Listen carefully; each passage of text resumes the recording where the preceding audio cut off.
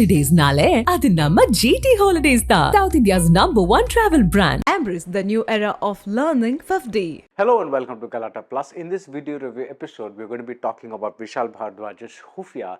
The film seesaws between a deeply personal drama and a spy thriller on the other hand, and neither aspect comes across satisfactorily. So this film is set amidst covert operations in India, the US and Bangladesh, and its title is just one adjective, Khufiya. But there's two levels of secrecy implied in that title, one professional and one personal. Let's look at the former first. Vishal and his co-writer Rohan Narula seem to want to dismantle the expectations we have of the spy thriller. They want to make things as real as possible. So instead of building the story around a series of nail-biting set pieces, they say, look, a lot of spy work is just sitting and staring at live CCTV footage on a small TV set, point taken. The first stretch of intrigue in Khufiya may deal with a professional killing, but the personal shadow of the dead person is what haunts the rest of the narrative. Tabu plays Krishna Mehra. It's a lovely shadowy performance that is utterly internal, because Krishna is a hardened soul who has been around in this world enough not to show what she is feeling. The second level of Khufiya applies to her personal life, and more about that later under the spoiler alert. There's a big reveal about a neighbor, and Krishna does not raise her voice at all. There's strength certainly, as in Tabu's voice becomes stronger, like that of an insistent school teacher taking control of classroom chaos, but there's no hysterics. Naturally, the demands of this job alienate Krishna from her family, especially a son who is playing Brutus in a school play.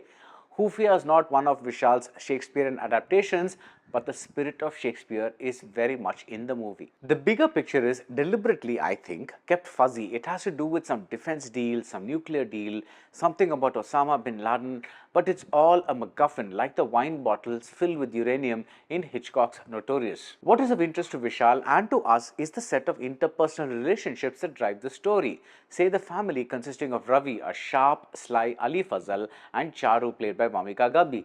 Charu dances with abandon to 1970s R.D. Burman songs, and even the way she closes her door with an extended butt dance step sets her out as a joyous, filmy type. There's also her mother-in-law, wonderfully played by Navneendra Bell.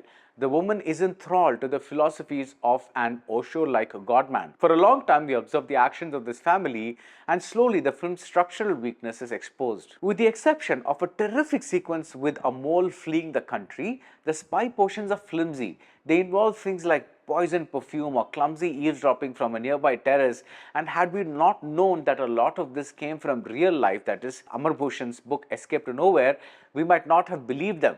It's one thing to do away with the suspense set pieces of the genre, but it's quite another to build supposedly tense moments around practices like Karwa Chauth, which feel very odd and such a giveaway during a dinner meant to trap the enemy.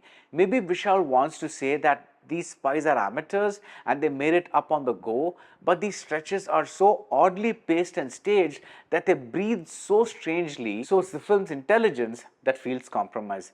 There's actually a bit with two people giving a thumbs up and a high five after catching someone. This is not about whether they would do such a thing. This is about how it comes across on screen. It feels juvenile. As always, Vishal is more interested in the personal. Read in a way, Khufiya is the story of three single mothers, one divorced, one a widow, and one who is married and yet for all purposes alone. These layers are the thing that keeps us invested, but in a 2-hour 40-minute movie, there's only so much that layers can take you. I really enjoyed Wamiqa's performance. The initial high-spiritedness gives way to various other shades of emotion, and she makes us root for this woman. The late scene where an R.D. Burman song plays on the radio and she pauses for a second and switches it off, it's fabulous. Atul Kulkarni pitches in a dignified cameo, more of a guest role really, and Farhad Ahmed Dehelvi's blue-orange themed cinematography is muted and classy like the rest of the movie. Khufiya is always watchable, but I don't think it ever becomes what it wanted to be. Here on you're going to find spoilers, so watch with caution. And what is that movie that Khufiya wanted to be? I think it's the one that plays with words and language. In Vishal's universe, a mole refers to both a spy as well as the birthmark on a woman's neck. In the Mahabharata, Tabu's name, that is Krishna, is gender fluid. It can refer to the avatar of Vishnu. It could also refer to Draupadi. Vishal Bhardwaj's Krishna is defined in blue colors. The walls of her apartment are blue. The sari she does not know how to wear is a peacock blue. A person with old-fashioned views might even say that Krishna's job is a man's job.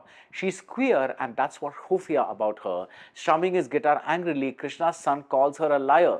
He's close but not quite there. It's just that she hasn't told many people the truth. Vishal has an excellent ear for poetry and a poet's instinct for structuring metaphors, but in some of his films, this talent is at odds with the hard-nosed material.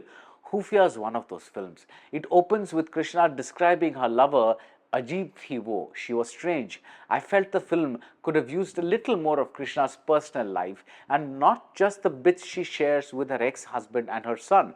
It's to Vishal's credit that he never makes it easy on himself, and as a whole, Khufiya holds up better than some of his recent work, but the energy and the imagination is missing on screen. It's obvious that something about the source novel grabbed this director's attention and made him want to put a stamp all over it, but by the end of the film, we wonder what that USP was. Khufiya feels bland, which is the last thing a secret should be. And that's it about Khufiya. If you like this video review, do subscribe to Galata Plus and see you soon at the movies. Holidays nale, adi namma GT Holidays da. South India's #1 travel brand. New way learning through FEFDY.